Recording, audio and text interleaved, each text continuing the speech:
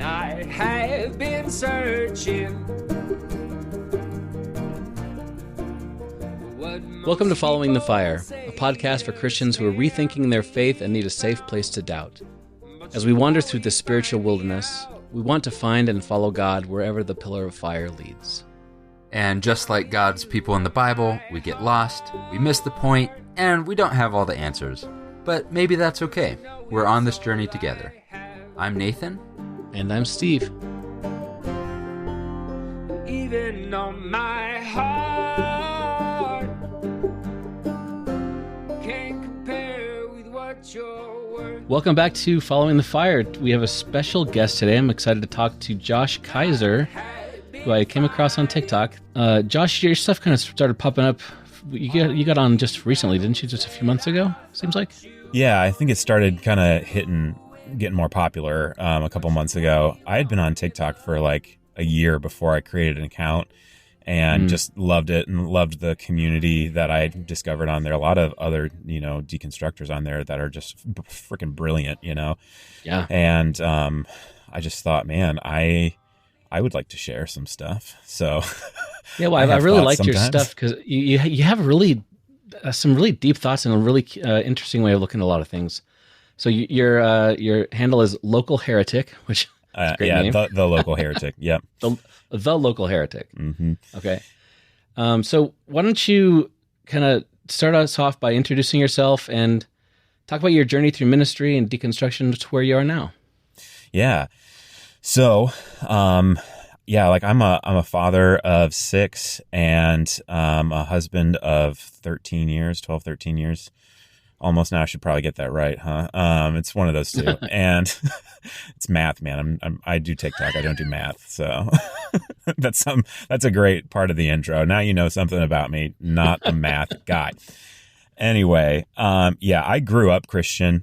My dad was always one of the best preachers in our church. They had kind of like a rotating preacher thing instead of like one single guy. I grew up watching everybody love him for sharing what he shared. And his secret sauce was kind of just getting up and, I mean, I always say he has more energy than God. So he just gets up there and he just starts going, and he's saying this stuff and this. He has no idea what he's going to say next, but he does it and people love it, and so it's like, it's very funny. But he instilled in me like at a very early age, he was like, I think you're going to be a pastor. And I, growing up, never really thought about it, but when I was 19, I had this fairly profound spiritual experience and had what I would call like a conversion moment. I was kind of a gym rat muscle dummy before that, and overnight went to like Wikipedia and literally just Googled list of theologians, Christian theologians, and got a list from like Origen and like St. Jerome, Justin Martyr, like early church dudes, all the way up to like mid 1900s. And then I just like started with the first one and bought his books and just read all the way up. How old up. were you? I was 19. Wow. Yeah. That's rare. So I was weird. Yeah, absolutely. My friends were like, you want to hang out? And I was like, no, I'm reading Augustine. And it was, yeah, I was not popular. Anyway, so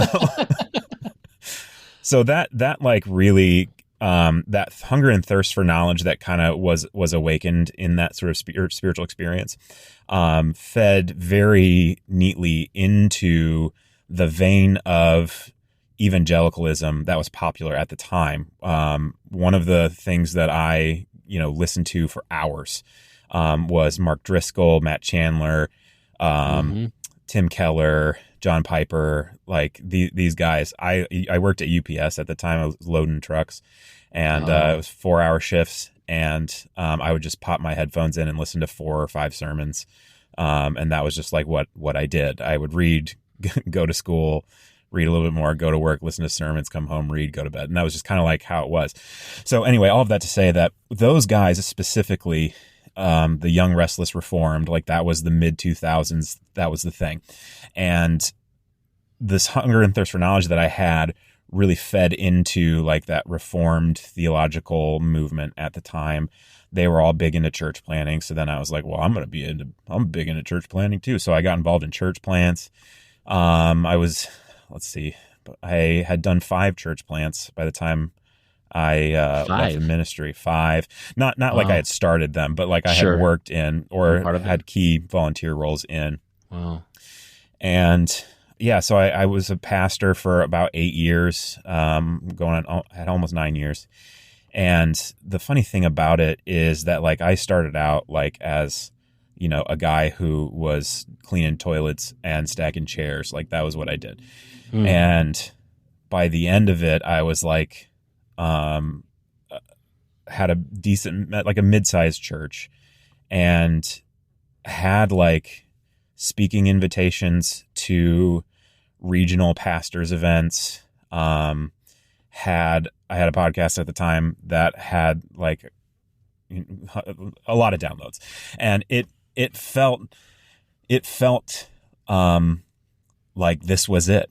Here I am. I am achieving my dream, and people loved me for one thing I got from my dad, just the authenticity and talking about my own life, and one part me, which was like the theology part of it. And like it was a winning formula, but my wife was not happy and was not being fulfilled in the church. And every part of my theology said that if I just told her the truth, and if she could just believe the truth, then she could be happy. Jesus could fill all her needs, and she would be fine. And in talking with her and really going through like some really hard conversations, one of the things that I realized is that the reason I liked this job was because it fed my ego like nothing else. I'm like, sometimes people will ask me like, why are the Pharisees like, why would they live like that? Why would they live like that? And my answer was always like, superiority is a drug. I mean, when you have high social status, it's like crack. It's addicting to be in spaces where you're so loved and worshipped. Loved is probably the wrong word. So adored, admired. Yeah, there you go. Adored and admired, listened to, valued. Anyway, all basic kind of human needs. But this realization was really core. I was like, so then I had to ask, why am I doing this? Why do I get up every week and have a 45-minute talk? You know, like what is this? And I started like reading outside of the Christian bubble. And, you know, we were foster parents, and we had several African-American kids in our home. And we thought it was really important to do like, you know, trainings on that because we're super white, and like it's important to support them in their development in the culture that they are born into. And so, you know, doing all of that and reading specifically Black theologians in the last 50 years really opened my eyes to the system that I was benefiting from, and also furthering, you know, like I was making sure the system stayed in place. And man, one of the things that I really got from my childhood was my dad. I still very much respect my dad. He's very, very evangelical Christian, but they have like an inner city ministry, and they do like people experiencing homelessness. They help out with them. They help get careers, and they're doing some cool stuff. But part of my childhood was like seeing people in need, seeing people oppressed, and doing something to fix it. And so the second that I started understanding all of the ways that white supremacy and colonialism worked into the job that I had that was feeding my ego, I could not sleep. I could not sleep at night. And I was just telling somebody the other day that like I had a migraine because the weather was changing, and I was like, the last time I had a migraine was when I was a pastor. I used to get them all the time. Wow, really? But I really think it's because I had this realization where I was like, this is wrong. What I am participating in is wrong. Doing more harm than good. Doing more harm than good. So that combined with theologically, I had already, because I had started like with the early church theologians, read their stuff, went all the way up. The perspective that I had on theology was very broad because shit changes, man. Like, I'm sorry, can we swear on this? I don't really know. Sure, go ahead. Yeah. Ideas about Jesus and the Trinity and the nature of the Bible and how to interpret the Bible, and all like end times, all this stuff, it ebbs and flows with time. And when you read across church history and you respect John Wesley and you respect Tertullian and you really like, you read their stuff and you're like, man, these are smart guys. What happens is you're like, yeah, I don't know. We don't really know. These are smart people who are like saying very conflicting things. And, so I don't know. So I already had that like coming into like theology. So it's funny, like the theology part, I instinctively knew where all of the cracks were because I had read all of the historical debates and really didn't have much invested in the theology. It was pure ego. Oh, interesting. Sounds terrible to admit, but when my eyes were open to that, I was just like, oh fuck, man, we gotta do something about this. So yeah, oof. Very heavy. But what basically happened then is that I also had a lot of church hurt surrounding that time. A couple leaders who I had a ton of respect for. Wanted to name one of my kids after, just completely shit hit the fan. And, we do not talk anymore. Like if I see him in public, I am very scared that he's going to yell at me, in public, make a scene, like I have a little trauma response there. Anyway, therapy's great, people. Go to therapy. Anyway. Amen. So, had a couple church hurt things. I was like, man, I got to get out of this job. And my wife, I had mentioned, wasn't happy. She had deconstructed and started identifying as like a Christo-pagan and very into witchy stuff, and started a business with she sells crystals and does Reiki, and so she started that business, and right about the same time I was like, okay, I can't do this job anymore for completely different reasons. Like I cannot do this. And I put my 2 weeks in. Well, she starts her business. Somebody finds out. And 2 weeks later, they fired me. And looking back, I was like so mad and so hurt by them. But it was the best thing. It really was the best thing they could have done for me. Wow. Because they just cold turkey, cut me clean, and I was gone. So, so that's kind of how I got out of ministry, which is a very long story. But it is what it is. No, as I'm sitting here listening to this, there are a creepy amount of similarities between you and me. Yeah. Well, we've been getting along pretty good, so I could see something, there's some good chemistry here. I mean, like my grandpa was a domestic missionary, for lack of a better term. Yeah. He tried to plant churches all over the place, all over the Midwest. And so I was like entrenched in Bible and fundamentalist theology for my entire life. And I idolized him because I wanted to be like as smart in the Bible as grandpa was. And I got, 2 Bible degrees, and I was going to be a missionary. And we were missionaries in Germany for almost 4 years, and came back to the States unplanned. We planned to stay there forever, right? And fix Germany, save them all. And then we came back for lots of different reasons, and became really involved in the church just as volunteers. And I kind of became that guy at church that everybody wanted to go to my classes. And so I'm like, I know stuff. I'm pretty cool.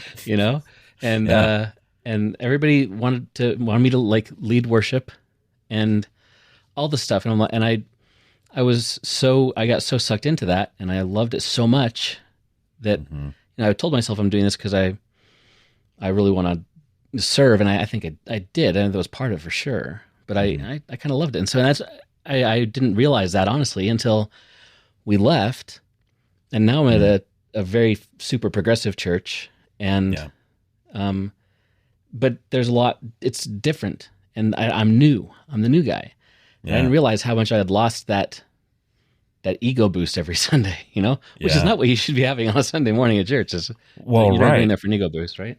Yeah, but that's like so the culture. It's like it is what it's about.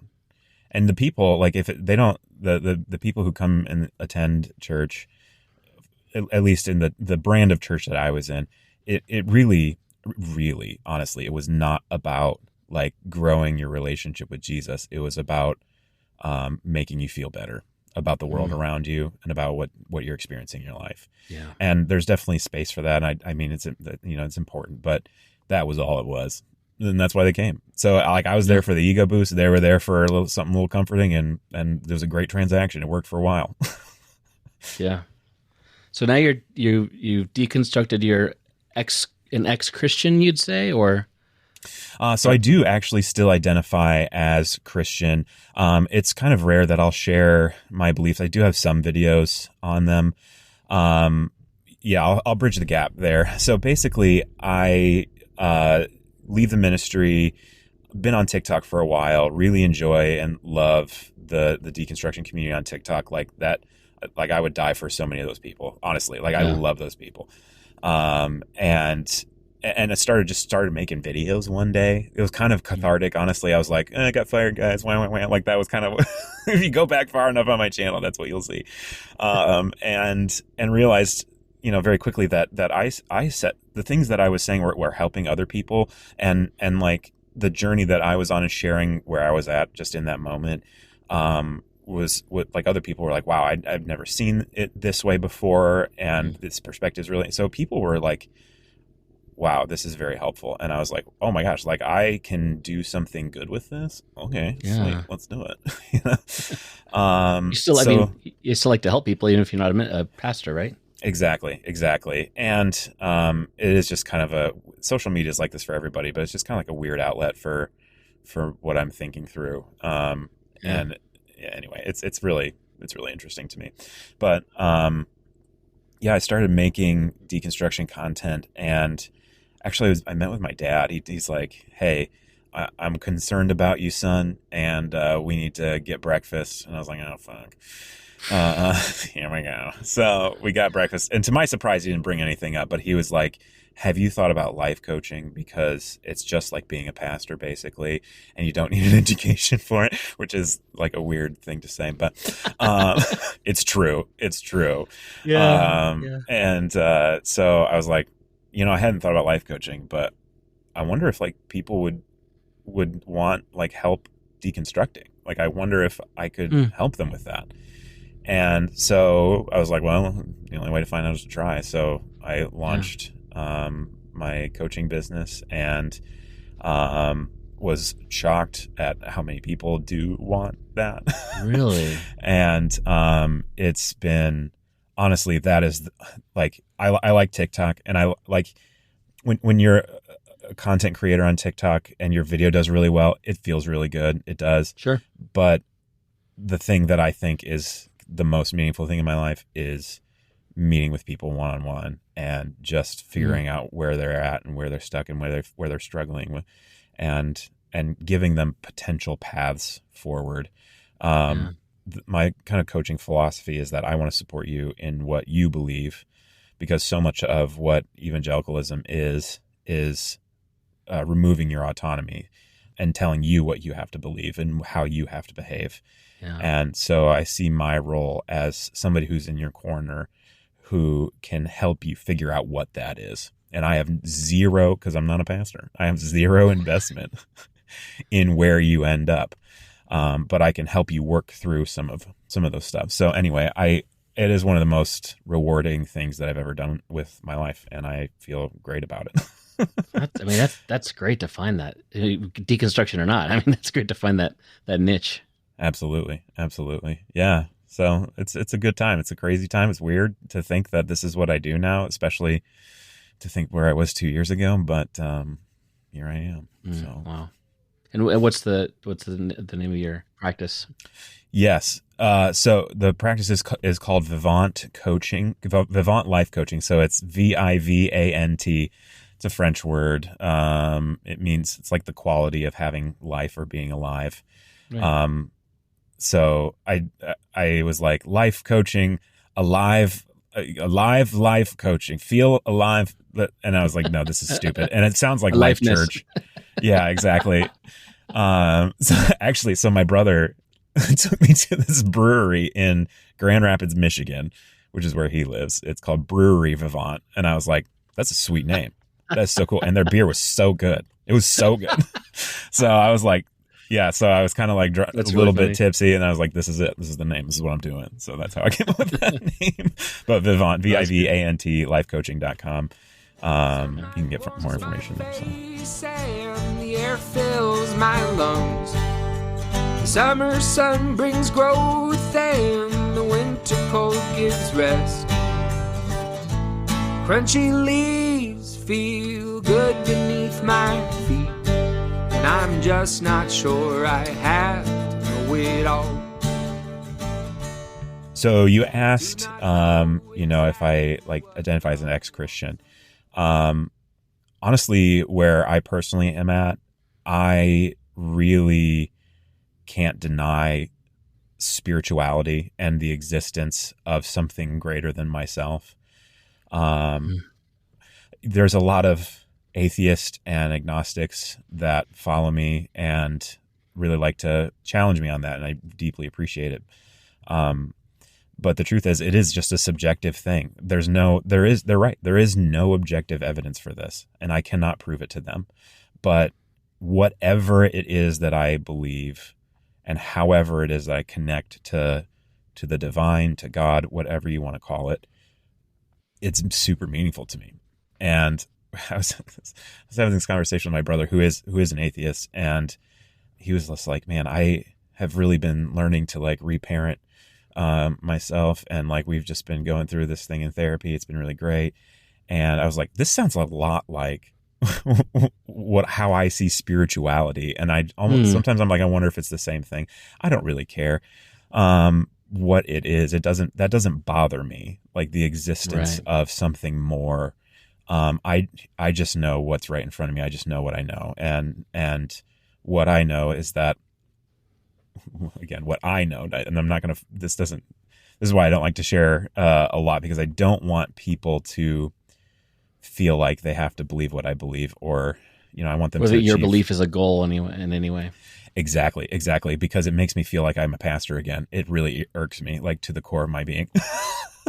Yeah, I get it.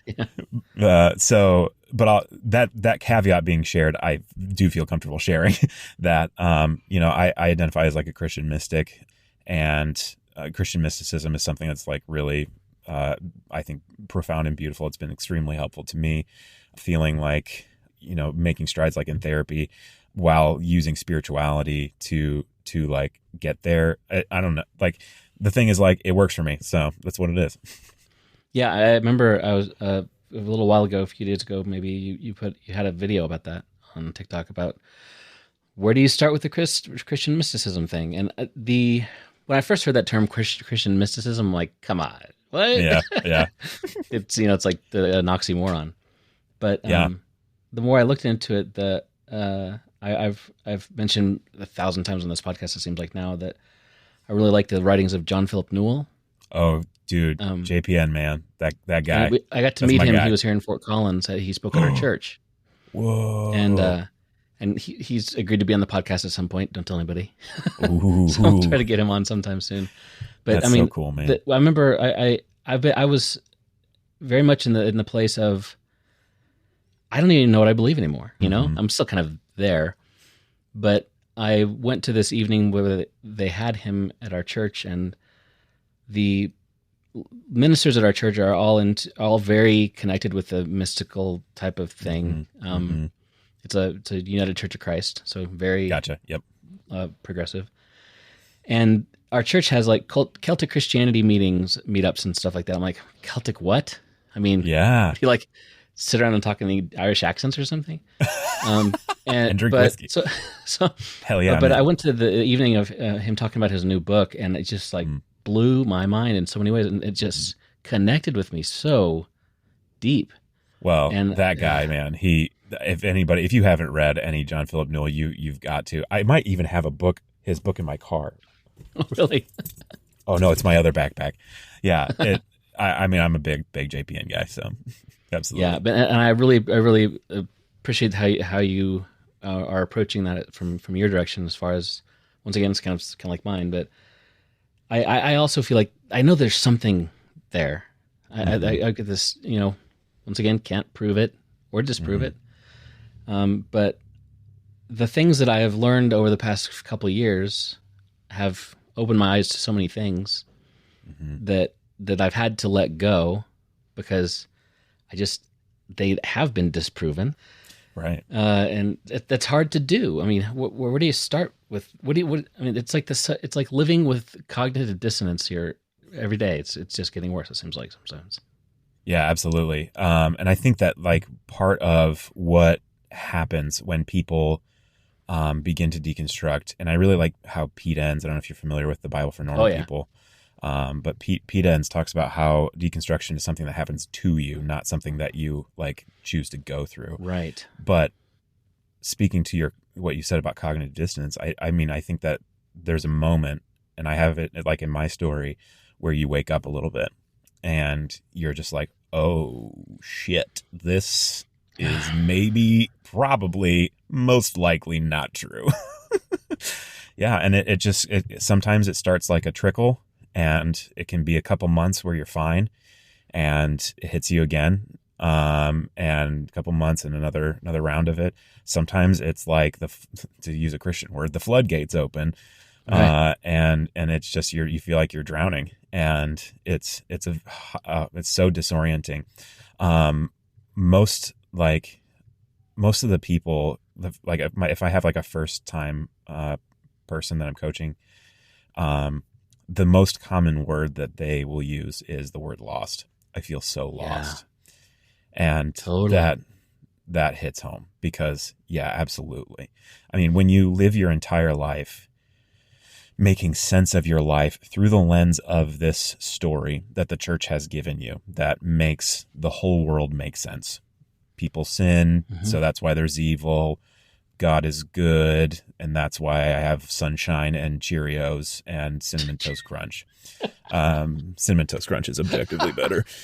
But anyway, cereal snob here. So anyway, right. And like even that example is funny, but it really hits the nail on the head, because like even the most mundane, simple things, you tell yourself that is from God. And so you have this whole world view.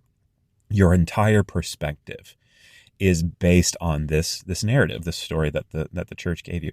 And as soon as it stops making sense, then the way that you've made sense of the world your entire life just comes crashing down. And yeah, you feel lost because that story told you what to do next and where to go next. And if you don't know what to do, pray some more and, go to the pastor, whatever. Like that story gave your life a future. And then when you deconstruct, all of a sudden you can't see 2 steps ahead of you anymore. And you feel super lost. Yeah. You've had this thing that was your anchor to hold on to. And then it's like, what do I hold on to now? Absolutely. Absolutely. It's rough. It is. Yeah. So one of the things that leads me to what I want to talk to you most about tonight was, I think that you've got a lot of experience from not only yourself and your wife, but through your practice of talking to all these different people, going through different directions of and paths through deconstruction. Mm-hmm. When I hear the term deconstruction, sometimes it's used to mean I have deconstructed my faith. It means I've tossed it away and I'm completely gone. I'm like something else now.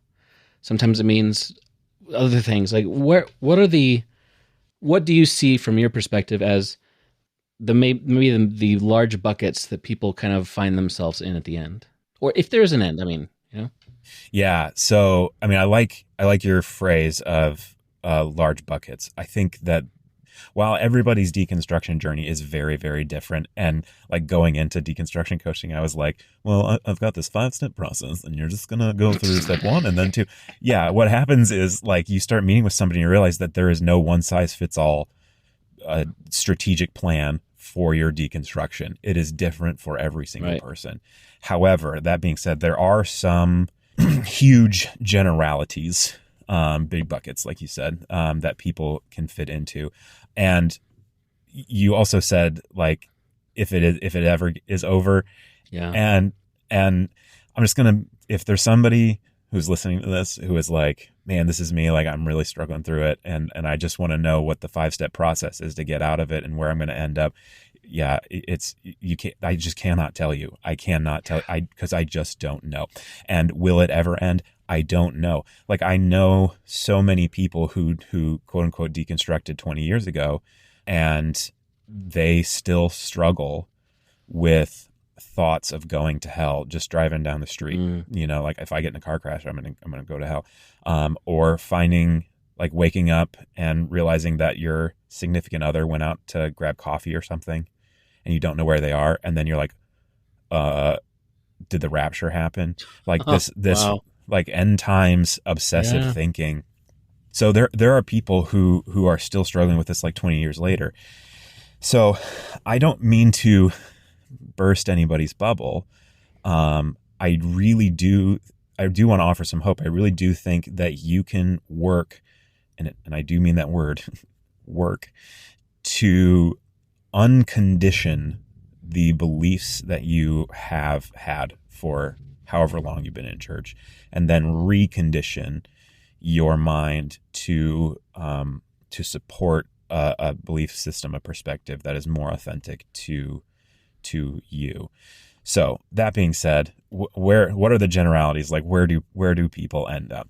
So when I started deconstruction coaching, I was like, here's what's going to happen. Everybody's going to go through this program that I have, and then probably they're all just going to be atheist agnostic. That's probably what's going to happen. That's not true. At least in anecdotally in my sample size. What most people, in my experience, want is to come to a place where they can still have the parts of faith that they really, really do identify with, like deep to their core. Like that is authentically who they are. Similar to kind of like what you and I were sharing, like there is something undeniable to us. When there is, within Christianity, there's so many things that are deniable, but there's just like maybe 2 things that are just I know this deep in my bones. So anyway, when a lot of people move from evangelicalism to, just like you, like a progressive church, like progressive Christianity. Right. The interesting thing about that is that depending on where you live, finding a progressive church is very difficult, because what a lot of people got out of evangelical church, progressive church, sometimes intentionally, does not do. Oh, 100%. Yes. And so very often what they're looking for is like Christianity 2.0, evangelicalism 2.0. And we have to work through that, because the truth is that just like people who grow up with an abusive parent can often feel very close to that parent and like want a relationship with that parent, and maybe act in some unhealthy ways and do some mental gymnastics to justify the actions of that parent so that they can still have a relationship with that parent. Just like that, we can do that with the church. And so, yeah, the worship night service where you cried for a half an hour when they played Defender, or I don't know, whatever song is popular now. I don't Gyra. Right when I left, it was like Gyra. Anyway, whatever. Yeah, like that worship night where you got the goosebumps, that may not happen anymore in a more healthy spirituality, because progressive churches, for the most part, aren't trying to manipulate you through a church service so that you can feel some sort of catharsis and leave. What happens when you move out of evangelicalism into like a progressive faith, very often, these are very general, is that you have to figure out a way to have a meaningful spirituality within yourself. The church cannot be the place where you get that. It can help you. It can help you, and it can be meaningful, and it can be so great. But the truth is that if you leave one abusive parent for another, that's just what you're doing, you know? Yeah, I remember when I was talking to, before we joined the church we're at now, I was talking to the senior minister, and I said, I come from a very strict background, very, very strict, like a cappella music only, all this kind of stuff. Mm-hmm. And I said, we like what you guys are about, like social justice, things like that. But I'm like, I've kind of developed some pretty weird ideas about Jesus. And he's like, Steve, trust me, I've got weirder ideas. And that's kind of a safe, it maybe made a much more safe space, because it wasn't not so much, it was like just the accepting nature of things was surprising. And it's almost, it was so different that I kind of didn't know what to do with it almost. Yeah. So I think that's a really great example of this, because you're saying, I had some ideas, I came to some beliefs myself, and I found a place where I'm accepted. That is so beautiful. That's perfect. When people immediately leave evangelicalism, one of the things that they very often have to work through, and again, this is not a one-size-fits-all thing, but very often, is like, that's what you have to do. You have to do the work. You have to like come to beliefs that you believe. Because again, if you're just sucking on the belief teat from evangelicalism, oh, sorry, it's okay. And they're just feeding you what to believe, and then you liked that, and so you're looking for that, but without the racism. Like, that's not what it is. That's not what it is, and that's not a pathway to like meaningful spirituality. You're just doing the same thing. What evangelical church does is take away your autonomy. This is like the kind of the core thing. And if you go to some place where you don't want to be in charge of yourself and what you believe, you want somebody to tell you, you're just not going to be happy. And that's not how a lot of progressive churches work. So, and rightly so. Yeah, and that's a really good way to put it, as far as like being fed the thing to believe. Like, I thought I was very in touch with spirituality and things like that until I left, and then I'm like, I was parroting the party line, basically. Mm-hmm. And now I'm figuring this out. Like, spirituality is a bigger thing than I ever imagined it was, which makes it all confusing again, Yes. Like hacking my own way through the jungle. Absolutely. Absolutely. But I would love to know, when you kind of left and walked away, did you have to like deal with having a sense of certainty, like not having it anymore? And 100%. Yeah. How did you do that, do you think? How did I deal with it? I just flipped the script. That's fine. Script. That's the word I was looking for. Yeah. Yeah. Quit being a life coach, man. Yes. No, my bad. So how did I deal with it? Yeah. How did you deal with not being certain anymore? It's not like it was a cutoff at any moment. Mm-hmm. We left for some very specific reasons, and mostly like Black Lives Matter, women in the church, and LGBTQ issues. Mm-hmm. And that distanced us from some people. And so at first it was like a loss of connection and loneliness, and even with my own family. And then it became, it's like I slowly lost the thing that was my constant and the thing I could hold on to. So as it slowly slipped away, if it was a situation where I woke up one day, I'm like, oh crap, I don't have anything to hold on to. I don't know how to deal with that. But the fact that it was a kind of a slow slipping away, I remember waking up one morning, I'm like, I don't know what to hold on to. But kind of coming back out the other side, I'm kind of still down there a little bit. But so dealing with it as far as that goes, that's what kind of led me into looking at people like Richard Rohr and John Philip Newell, and so I dealt with it by finding other people who have dealt with it. Yes. Really. And TikTok. And TikTok. No? Heck yeah, man. Yeah. So like I asked that because I think something, at least to me, if I'm like sitting down with you and we're chatting, something that tells me that you're pretty far along on your deconstruction journey is that you've realized that you don't need that certainty anymore, or maybe you're just never going to have it, and so you're not trying to get it anymore, because that's really what evangelicalism is about. It's selling you certainty. It's a transaction. They give you this like feeling that this story makes the whole world make sense, and you can believe it and you can be certain of it, and that is so comforting. And in that transaction, that's what you get, but you give them authority over your life, and they get to tell you what to believe and how to behave. And this transaction, when you deconstruct, all of a sudden you don't have that certainty anymore.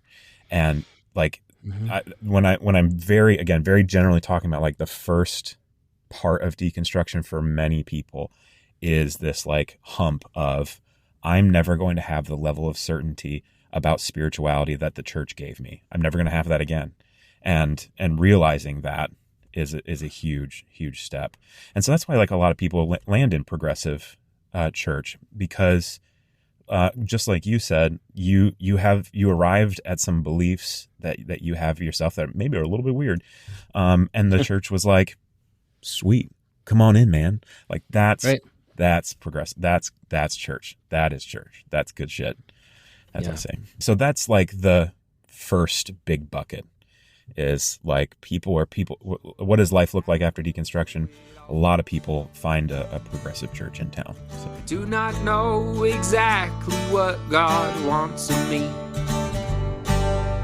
He's only told me how to act towards you. And I'm too far separated from the men who wrote the law. Stand before you pointing out your flaws. So continue on with the buckets. With the buckets. Yeah, and I want to be clear, this is not like a place, this is not like a step-by-step thing. So this is like where generally people land. So again, this is my opinion, but I think that deconstruction is about finding a belief set or a narrative of the world perspective that is most authentic to who you are. So your deconstruction journey, quote unquote, is over, quote unquote, when you find like a way to be, and I mean that like in like a more mystic sense, like a contentment. Yeah, well, like a contentment, but also like a way to live and exist in the world that is authentic, that is truly authentic to you. And in many ways that's not done because it's never done because we're ever evolving and ever learning and ever growing. So that's why like the end after deconstruction, I don't know, man. I think this is a lifelong process, and anyway, I could talk about that. So here, anyway, getting back to the topic at hand, the second big bucket where I think a lot of people end up is the spiritual but not religious crowd. That's how I would label this. So in this, you would have, like, I feel like I identify with this. Organized religion to me is like, it's triggering. Maybe I'll get to a point where I can do this, but like going to church is hard. And so there's that. And I think that a lot of, if people like deconstruct and then go to the progressive church and try it out, a lot of times they want to do it, but then they go and it's triggering. It is because it can be, and it can be because what happened to you in evangelical church was so traumatizing that going and being a part of organized religion again might not be for you for a while or forever. It's okay, Yeah. And so, but these people definitely still want to be spiritual, and they definitely still like know that there's something out there. So I identify with this as like kind of Christian mystic that's not really into a church per se. And my wife identifies as a Christo-pagan, which is like she's finding other ways to have spirituality and have spiritual rituals and a structure for connection that is wedded to Jesus.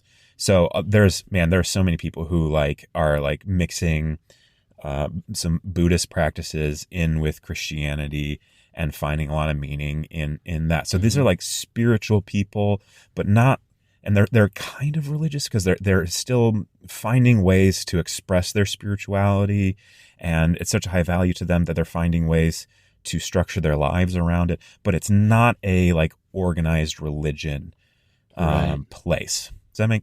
Am I making? Yeah, sense? It makes a lot of sense. Yeah, because there's thousands of ways to express that need, or I should say, fulfill that need of spiritual connection. And some people find that through nature. Some people find that through going to a room with lots of other people who are kind of the same. And yeah, exactly. And so yeah, I think that's like the second bucket where people end up. The third, again, overly general but big bucket, is what I think a lot of people think of. This is what a lot of Christians think when you're saying deconstruction. It's like the atheist agnostic camp. And these are people that to them, if you're agnostic, you can still have a lot of spirituality in your life and you still believe in spirituality many times. But you just don't know what it is, and and you're comfortable with that. And honestly, that's great. Honestly, that's great for you. If being okay with not knowing. Exactly. And not worried about it. Exactly. It's not bothering you. And what is most authentic to you is to say, I've got no idea, man. I don't know, but I like it. It's okay. Like that's a great place to be. And, for a lot of atheist people, again, what is most authentic to them is that there is no such thing as a divinity. There's no spiritual realm. And that really makes sense to them.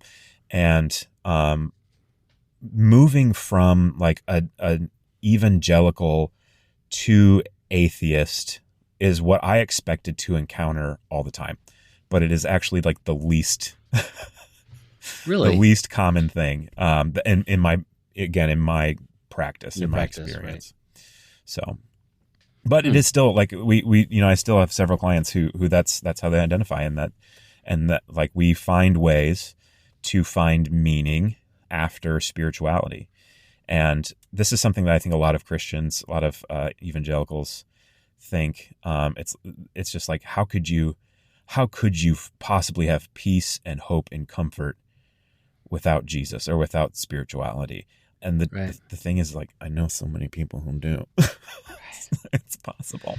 Yeah, and honestly, that way back when I was a kid, I remember being taught in church, as most of us were, that it is impossible to have a fulfilled life and be content with your life and without this close personal relationship with Jesus Christ.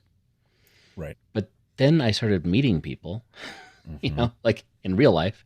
I'm like, they have that. And like the fruit of the Spirit, only Christians, right? Well, wrong.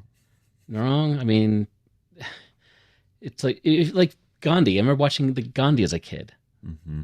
And my parents like rented it. I think it was probably on 2 VHS tapes, and one of the long movies. I remember watching that. I'm like, this guy is like Christian. Yeah. But he's not. What's going on here? Right.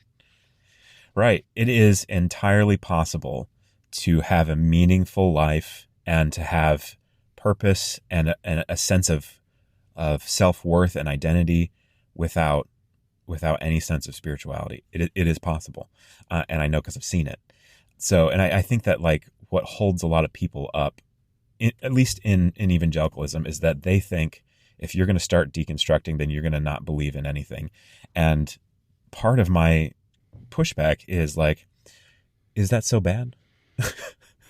Like it is possible. It is possible to have a meaningful life afterwards. So, yeah, it is. It's when you're talking to the people who are preaching on Sunday morning, it is bad. Yeah. It's worse. I remember, like the song "Oh Sacred Head." Do you know that one? The old hymn. It's beautiful. Like it's like Bach arranged the music to it, and it's just gorgeous. Oh, interesting. One of the lines is, "Oh, let me never outlive my love for thee." And it's like one of my professors at one point said in Bible college, he's like, when you're singing that song, what you're saying is, if I ever start to leave Jesus, please kill me first. Ooh. I'm like, oh, it's pretty heavy. Yep. And that's the mindset for a lot of Christians, and especially evangelicals and fundamental Christians, when that is the only way to live and no other way, then when your friend, child, whatever, leaves that and starts believing and professing and teaching another thing, or even like what we're discussing now is like some of the people listening to this, I know are still very connected to the church in different ways. And it sounds like we're saying, whatever. Right.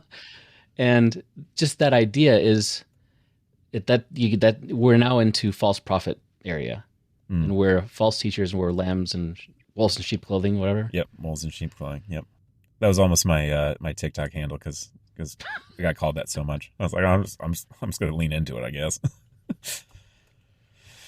So we have the progressive Christian bucket and the spirituality without a religion bucket, and then folks who end up agnostic or atheist.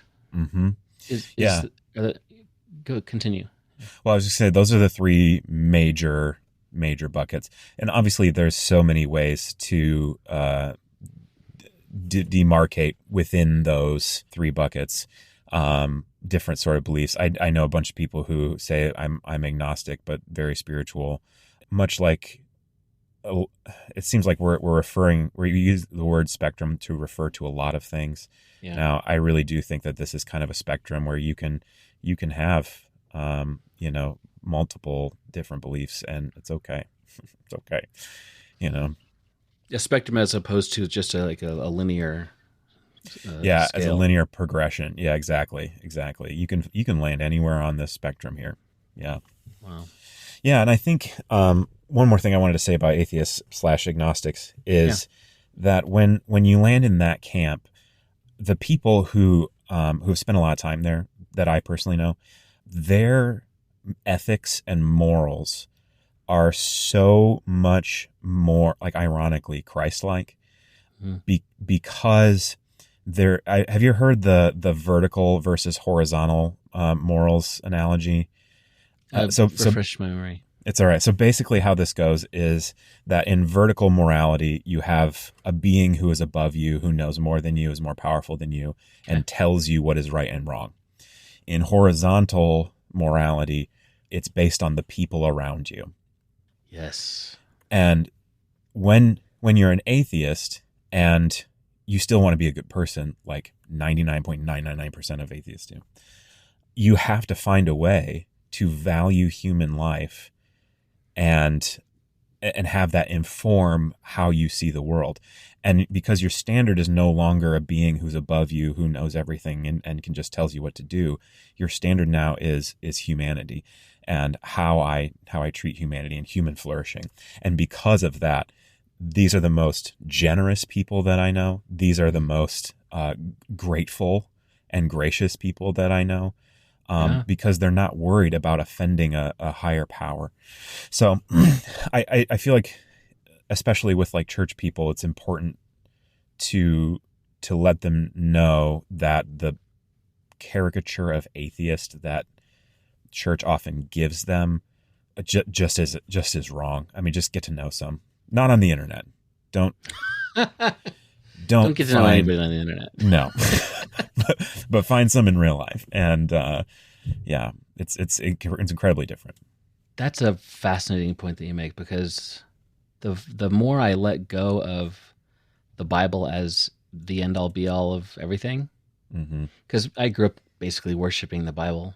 The more I lean into that and realizing that the onus is more on me to figure out like what is moral, and then I'm having to pay a lot more attention to people around me.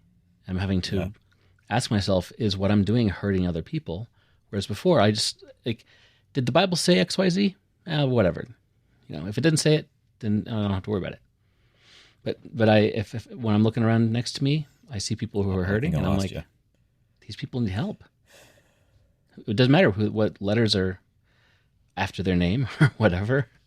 They just need help. Yeah, exactly. Or how they identify or what they believe. They just, it's the worth irony. It's worth helping people. It's worth being a good person. You don't need to have the threat of punishment in order to be a good person. Oh boy. Oh boy. Talk about unlearning some things, right? Absolutely. Dude, one of my biggest TikTok videos was talking about how I came to the point where I no longer believed in hell. And what was so fascinating about that video to me was the amount of Christians that commented and were basically like, well, why be good then? Why not sin? Like, why not? And it was so eye-opening to me how, because I used to be that person, how blind I was to the inherent value of just loving somebody else as a goal in and of itself. Yeah. Yeah, I remember that threat of punishment thing's big. Back in my Steve's school teacher days, I taught a class at our church about the afterlife. And our tradition has never had any connection to like end time stuff or rapture or anything like that. It's always kind of hand waved away. Mm-hmm. And Revelation's just about Rome or whatever. And but the idea of heaven and hell is very, very real. And I taught through this entire class, and I did a lot of deep study on myself. And I was kind of at the time I was at the point of like annihilationism. That if you're bad at the end of time, you just go poof, and you're like you never existed. Mm-hmm. And then you have to start thinking about like God pulls the memories of you out of people's heads, or it's weird. It's like anyway. But I remember teaching the class and going through all these verses about how Jesus never said anything about eternal hell. It's not in the Bible at all this thing, and what eternal means and all that. Mm-hmm. And at the end of it, I'm like, so is there an eternal punishment, et cetera, et cetera? And this guy's like, yeah. I'm like, you missed it. I just went through it. I just went through it, man. Like, yeah. Where were you? And I'm like, did That's so funny. Yeah. That seems to be a huge one for people. I mean, there's so many creators on TikTok who are in the Bible sphere or the deconstruction sphere, and anytime they start talking about hell, people just get really upset. Yeah, well, this is because what Christians, what modern white evangelicals worship, isn't Jesus. It's like this sort of like revenge porn idea of hell and the end times, and it's all superiority. It's just like I said, superiority is a drug, and like the feeling that other people are going to hell makes you feel better about yourself, and that's really what I think it is. And we're gonna see it play out. Yeah, absolutely, and I don't know if we want to get into politics, but absolutely. So our last two episodes have been about politics, so it's so nice. Okay, so we're good.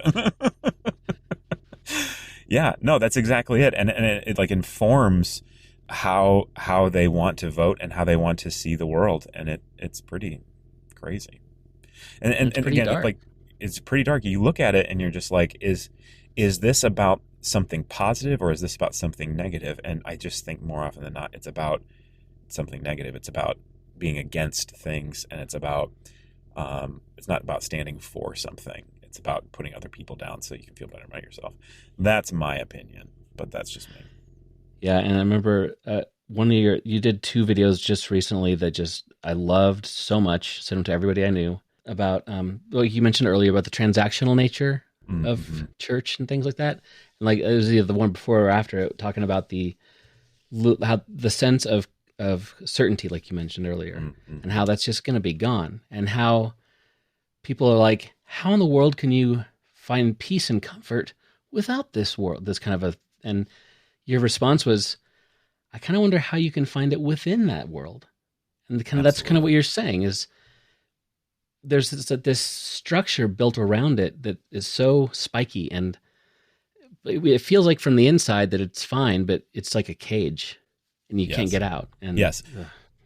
When you are motivated by, let's just call it hate, because that's what it is. When you're motivated by stopping the gay agenda, when you're motivated by preserving white supremacy in America, when you're motivated by maintaining misogynistic worldview, like when that is your life, there just cannot be a way that you are content or at peace or have joy.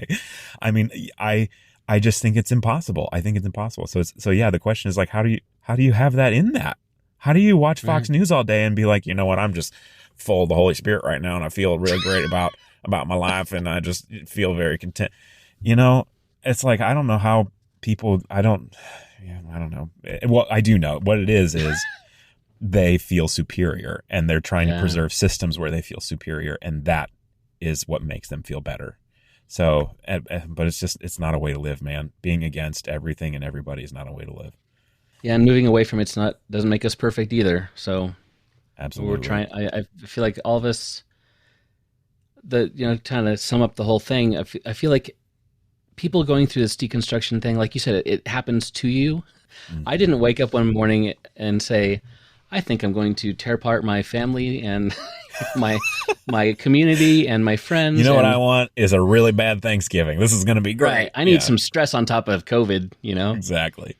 But it happens to you, and I'm still the same person who I long for to have a fulfilling life and to help others and to etc. Mm-hmm. And the things that I have been taught as a child to search for the truth and question the things you're taught, that led me here. Yeah. And so people, I think, that are going through deconstruction, wherever they end up, I think it's important that we as onlookers or participants in it understand that this is something that it's deep, mm-hmm. and it's hard, and it's usually a very honest thing. Mm-hmm. And if you're listening to this and you are not going through deconstruction, but someone is, be patient. Mm-hmm. Have some patience with them and the whole situation.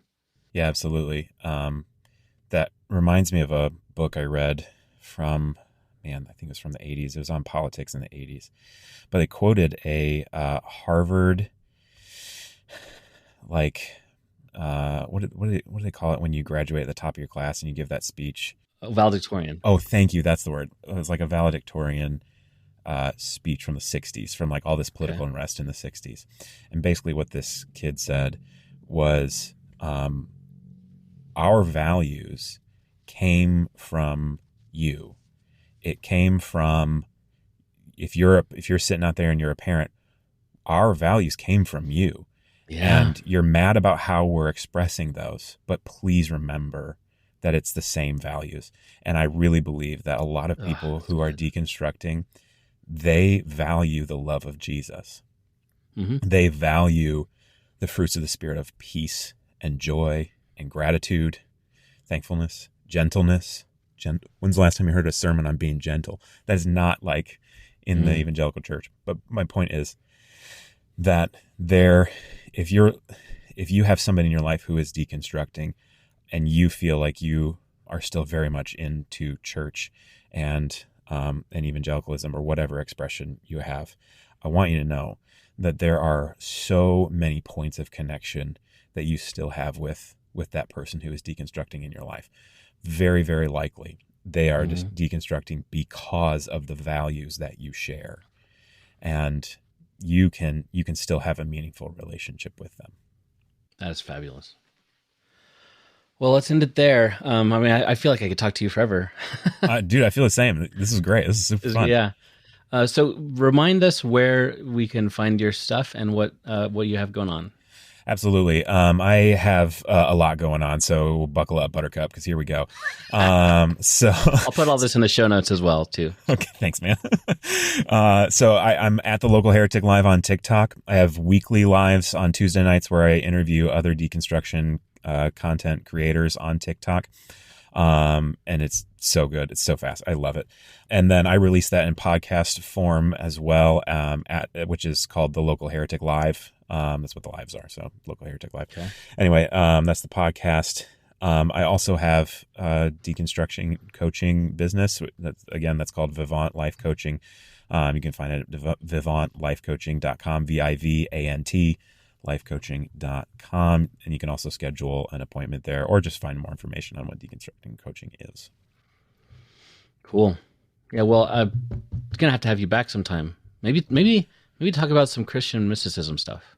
Dude, I would love that. I would love that so much. That's like a part of me that I don't share a lot, and I would love to do that. I think it'd be a lot of fun.